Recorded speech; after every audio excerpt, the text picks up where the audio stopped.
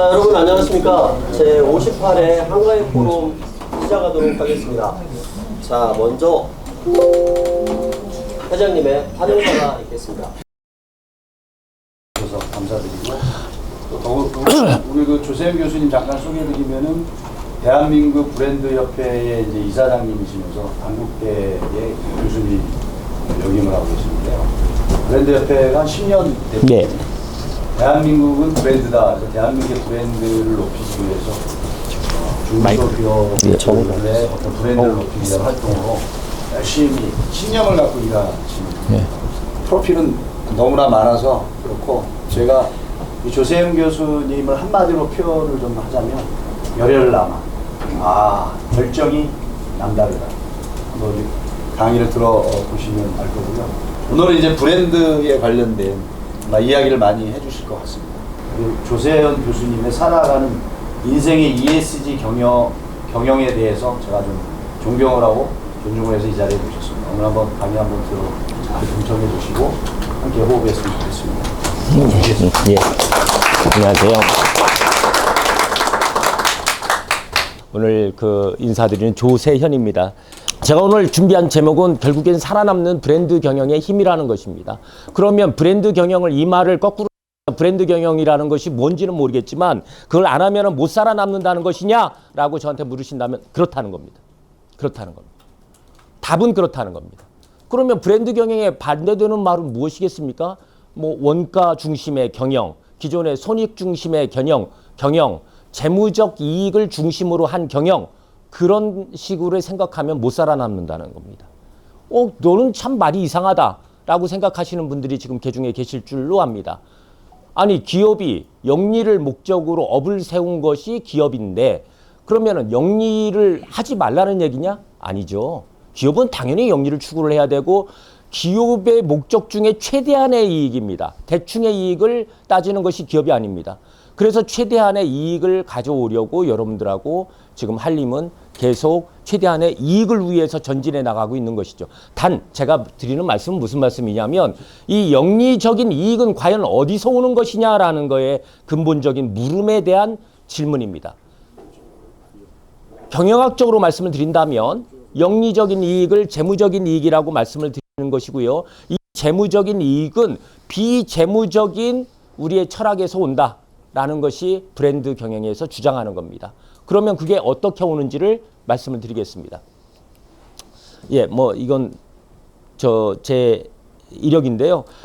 제 중심된 것은 저는 원래 대학 교수를 했던 사람이 아니라 저는 96년도부터 사업을 했는데 IT 제조 관련 기업을 했습니다.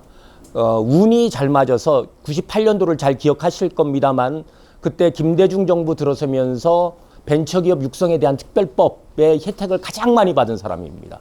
묻지마 투자라는 거 아주 큰 금액들로 많이 받아봤고 그러면서 코스닥 상장 기업을 인수해서 3번 사장을 했고 임원까지 4번을 한 경력이 있습니다. 또 스페셜리하게 잘하는 것은 회사 인수하는 거 아주 잘합니다.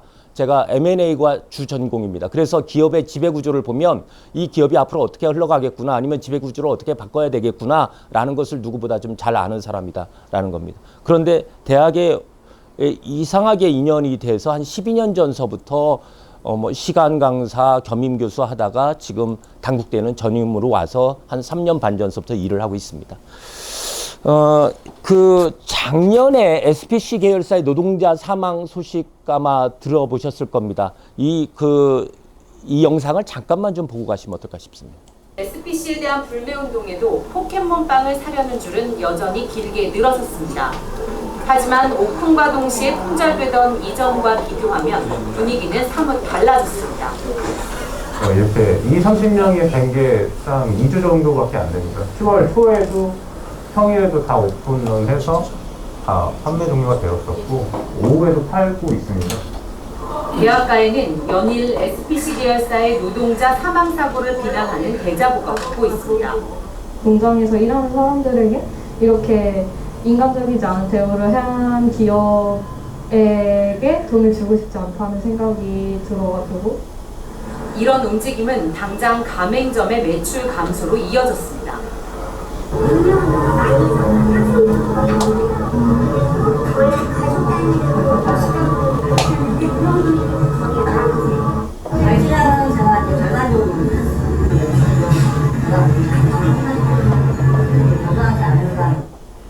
시장이 커지자 SPC는 가맹점 비중이 가장 높은 파리바게뜨부터 지원하기로 했습니다. 불매운동으로 판매량이 떨어진 만큼 완제품으로 납품하는 식빵 등 13개 제품의 경우 판매가 안 되면 반품을 받기로 한 겁니다. 하지만 가맹점주협의회는 현재 판매되는 제품만 200~300개 정도 된다며 이번 본사의 결정은 생색내기에 불과하다는 입장입니다.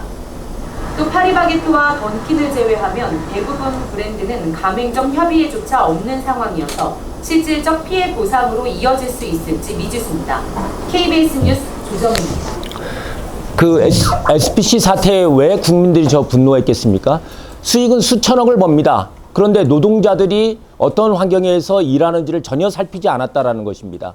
그러니까 돈을 버는 데만 집중을 했지 내 사람들이라는, 내 직원들이라 이 사람들을 안전하게 해야 되겠다는 생각을 전혀 하지 않았다라는 것이죠.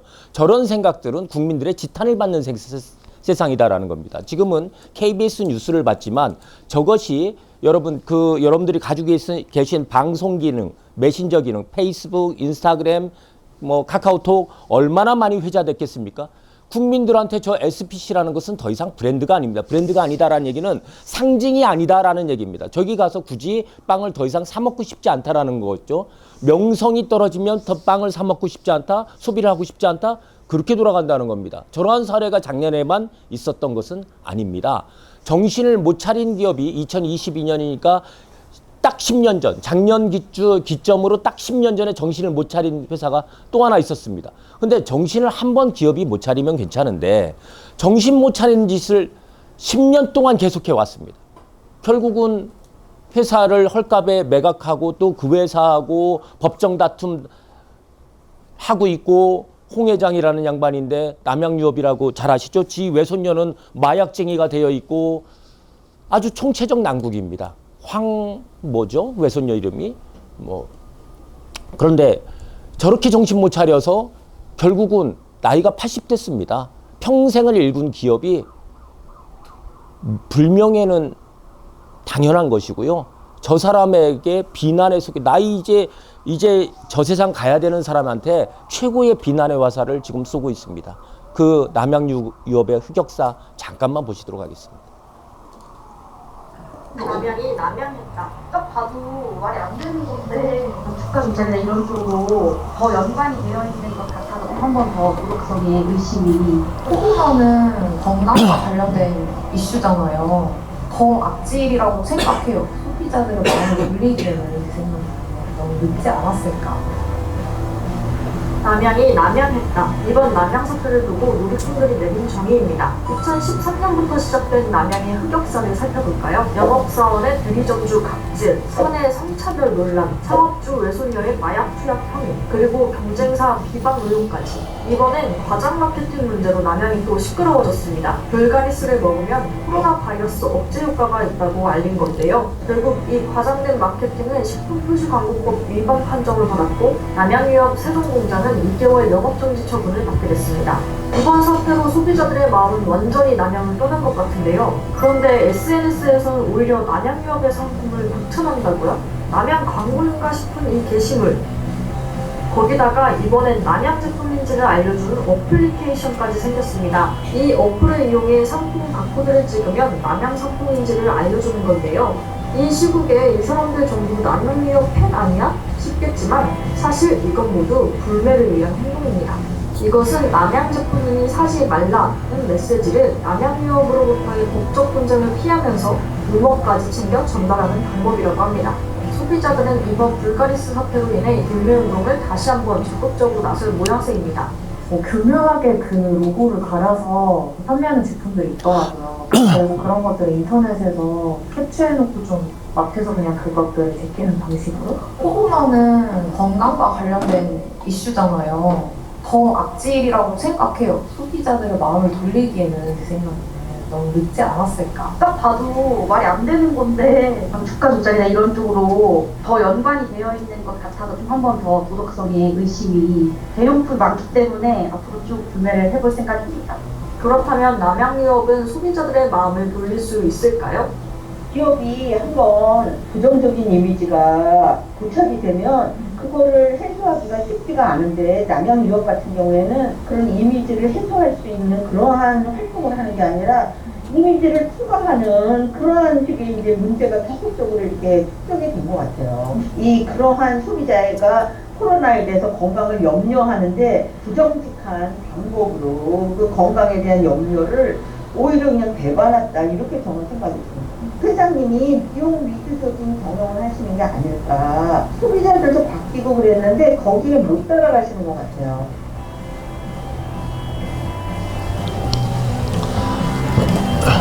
다들 기억하시죠? 2013년에 영업소 소장이라는 놈이 지 아버지 뻘 되는 60대 대리점주한테 유제품이라는 것이 어떤 특징이 있습니까? 한 3, 4일 지나면 유통기한이 매우 극도로 짧은 그런 제품의 특징이 있기 때문에 그걸 팔지를 못하는 겁니다. 지 본사의 매출을 올리겠다라고 지 영업소 지 실적 올리겠다고 그거를 강매를 해버린 겁니다. 그걸 누가 어떻게 봤습니까? 뭐 대리점, 우유 대리점에야 한 달에 2, 300 겨우 끼칸이 버는 건데 그거 못 받겠다니까 갑자기 조폭으로 돌변했습니다. 완전히 이건 인터넷에서 지금 제가 언어를 그 욕을 할 수도 없습니다. 인터넷에서 이따가 강의 끝나면 한번 들어보십시오. 이건 조폭이지 조폭 이하가 아닙니다. 이상도 아니고 이하도 아닙니다. 그렇게 조폭식으로 실적을 올려왔던 겁니다. 남양유업이라는 회사는. 그런데 저 회사가 그 갑질이라는 것을 우리 세상에 제대로 알려준 아주 좋은 사례가 됐습니다. 근데 저렇게 하고 아까 뭐 저 경영진들 뭐 반 90도 인사하고 절하는 거 보셨죠? 그런데 그거를 반성하겠다는 의미가 아니었던 겁니다. 그걸 가지고 지금 최근에는 작년에는 어떻게 했다는 것입니까? 불가리스라는 것이 코로나에 좋다라고 해서 그 불가리스를 광고하는 그런 학회를 열었습니다. 그러니까 아까 주가 조작 나오죠? 주가 폭등했습니다. 근데 실제로 알아보니까 그게 아니었던 거죠. 그러니까 부도덕한 짓들은 다 하면서 기업에 돈 벌려고 하는 짓에 아주 혈안이 돼 있는 거. 아까 8년째 불매운동하는 사람들 보셨죠? 악질적이라고 하죠? 저런 사람들이 계속 늘어나는 겁니다. 저희 집도 큰일 나는 집이 하나 있습니다. 남양유업 불가리스 사오면 저희 집 난리 납니다. 그래서 저희 집은 이마트 가서 남양유업인지 아닌지 저희 것도 다 살핍니다. 왜? 저도 지금 8년, 9년째 남양유업 강의 자료에서 빼놓지 않는 자료가 저겁니다. 영상을 하나 준비를 했는데 우리 한림도 홈페이지를 제가 며칠 전에 봤습니다만은 상화상락 인서 있죠? 예, 인서인데 교촌이라고 여러분들 많이 드셨던 치킨집 아시죠? 얘네들도 지금 진심과 정성으로 그 정도를 지키면서 고객 중심, 나눔 상생, 브랜드 정신 좋은 말은 다 갖다 써놨습니다. 그리고 나서 치킨값은 고객들이 이해하지 못할 정도로 3배나 올렸습니다. 근데 지금 요거는 그냥 스킵하겠습니다. 시간이 없으니까. 그래서 지금 교촌의 매출이 가장 많이 떨어져 있습니다. 얘네들 걸 지금 사 먹질 않는다는 겁니다. 영상을 이따가 좀 하나 전체방에 올려주시면 좋겠는데요.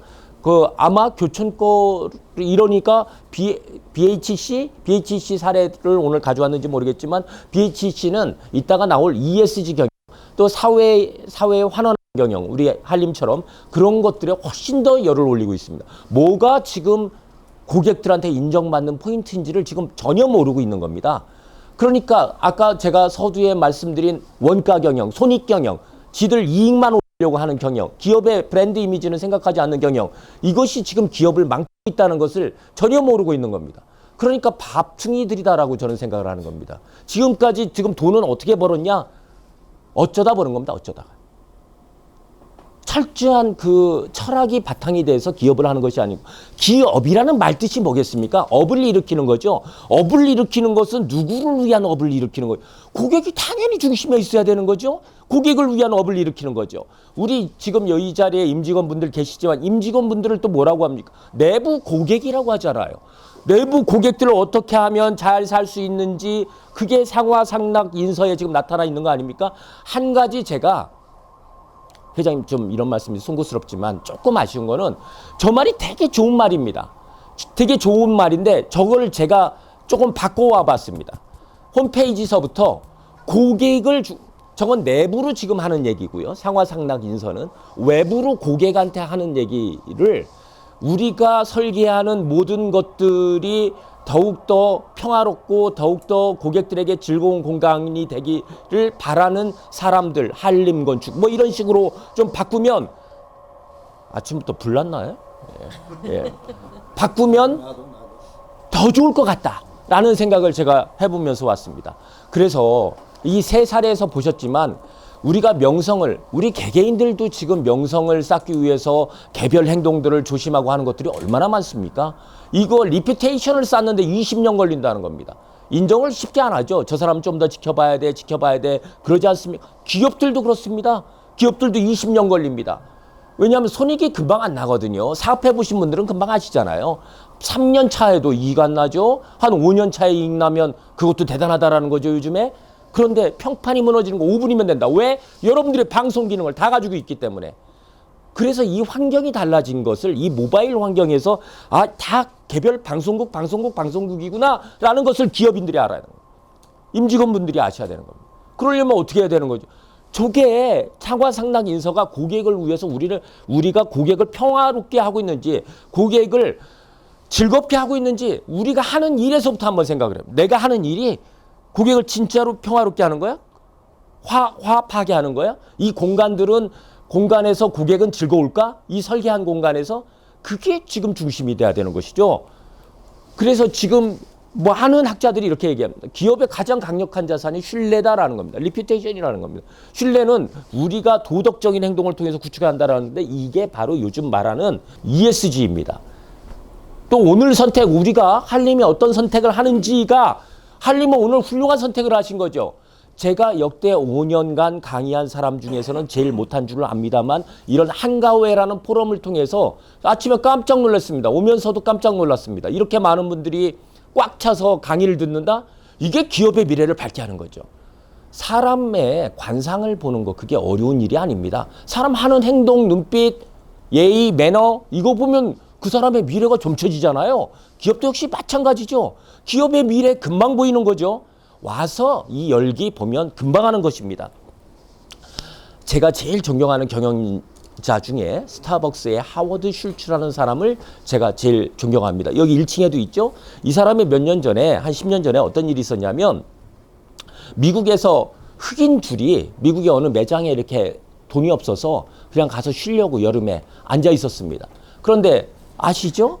곽진부 사장님 같은 경우는 해외 통이니까 금방 아실 것 같은데 그 사람들을 경찰에 신고를 했습니다. 왜? 음료를 시키지도 않고 앉아 있다고. 근데 그게 뭐가 된 줄 아십니까? 흑인들을 비하한다라고 스타벅스 불매 운동이 일어났습니다. 이 사람이 그때 매우 현명한 처사를 냈습니다. 전 세계의 스타벅스 임직원들이 17만 5천 명 정도 되는데 지금 더 늘었겠죠? 한 20만 명 이상 됐겠죠? 13일간 문을 닫았습니다. 왜? 기억하시면 아마 기억해 보실 겁니다. 스타벅스가 며칠 동안 문 닫았던 사태. 3일 동안 뭐를 했냐면 그 인권교육 시켰습니다. 인권교육. 그래서 스타벅스의 내부 규정이 어떻게 돼 있냐면 지금도 언제라도 스타벅스에 여기 1층에 있죠. 커피 시키지 않고 그냥 앉아 보십시오. 1시간이든 2시간이든 뭐라고 안 합니다. 이제는. 다른 데는 되게 왜 음료 안 시키세요? 이 얘기하죠. 스타벅스는 그렇게 안 합니다. 그게 내부 지침으로 굳어졌습니다. 음료를 시키지 않더라도 고객이다. 고객에 대해서 친절하게 대하라. 라는 것이 스타벅스의 규정입니다. 근데 이 사람이 하는 말이 이게 사실 이것만 이해하시면 브랜드 경영에 대해서는 들으실 이유가 하나도 없습니다. 당신이 한림이 무엇을 상징하고 있는가를 고객들이 인식해야만 한다. 브랜드 경영에서 중요한 게 딱 두 가지입니다. 하나는 상징을 만드는 것, 두 번째는 이거를 내가 만들었어. 상하상락 인서를 내가 만들었어. 우리 한림은 다 알아. 고객들은 몰라. 이건 브랜드 경영이 아닙니다. 두 번째, 인식해야만 하는 거예요. 인식해야만 하는 거예요. 그럼 고객이 인식하게 하는 행위를 내가 했느냐라는 거. 그걸 이제 바라봐야죠. 그게 기업의 미래를 이제 볼 수 있다라고 했잖아요. 그런데 지금 한림 같은 경우는 하고 있습니까? 하고 있습니다. 유튜브 채널을 회장님이 직접 출연하셔서 하는 것을 제가 많이 봤습니다. 근데 제 바람이 있다면 좀 더 강화해서 지금 피곤하실 일일 겁니다. 이게 우리 뭐 황 실장님 그거 준비하시고 하면은 엄청 피곤한 일일 겁니다. 그래도 더 강화하셔야 됩니다. 거기에다가 조금 뭐 디자인적으로 조금만 더 하고 그리고 그 무슨 준이죠? 유현준? 그 친구 셜록 현준이라는 채널을 제가 늘 구독해서 보는데요. 그 친구 거를 조금 보셨으면 좋겠어요. 왜냐하면 회장님께서도 해외 출장 가시잖아요. 걔처럼 저 황 실장님 뭐 같이 출장 가셔가지고 그렇게 가서 해외 것도 베트남 사례도 좀 찍어오시고 주옥돈 대표님하고 캄보디아 사례도 좀 찍어오시고 그게 국내에 있는 분들은 못 보던 현상이거든요. 베트남 지금 가고 싶은데 코로나 끝나고 뭐 다 간 게 아니거든요. 캄보디아 건축시장, 건설시장 가보고 싶은데 다 가본 게 아니거든요. 셜록 현준의 유현준 보니까 며칠 전에 뉴욕 갔다가 텍사스 갔다가 미국 투어를 좀 하고 있던데요. 그거 보면서 이 건축물이 뭘 상징하고 있는 거고 얘의 이 미술관이 어떻게 동선이 짜여져 있고 뭐 이런 거를 얘기해 주는데 야 그렇구나 이런 것들을 제가 볼 수가 있어서 아주 좋았습니다. 상징이라는 말을 여러분 많이 들으실 겁니다. 상이 뭡니까? 어떠한 코끼리 상, 왜 저 불교에서 뭐 저 연등 행사 초파일 날 하잖아요. 그런 거 그때 뭐 저 코끼리 이 형태의 것들 뭐 몰고 나와가지고 이렇게 손 흔들고 하잖아요. 그러한 상이 있어야 형태가 있어야 비로소 언어로 부를 수 있다. 김춘수의 꽃이라는 시 아십니까? 내가 너의 이름을 불러 주었을 때 너는 비로소 내게 꽃이 되었다. 뭐 이런 시죠. 이름을 불러 주었을 때 인식이 되는 거예요. 상이 있어야 부를 수 있다라는 겁니다. 그리고 그것이 머리에 박힌다는 겁니다. 상징이라는 것이 그런 뜻입니다. 근데 이 상징이 뭐 암호, 기호, 문자 뭐 이런 것들로 부르는 거고 이게 원래 그리스어에서 심벨레인이라는 뜻에서 심볼이라는 것이 나왔잖아요. 근데 이 심볼이 없으면 어떻다는 거예요? 인식이 잘 안 된다는 거예요. 한림의 인식이 잘 안 된다는 거예요. 그래서 심볼이 필요하다는 겁니다. 왜? 인식을 아까 워드 슐츠 얘기처럼 브랜드 경영하는데 인식이 잘 되면 어떻게 된다는 거죠? 한림이 훨씬 가깝게 느껴지는 겁니다.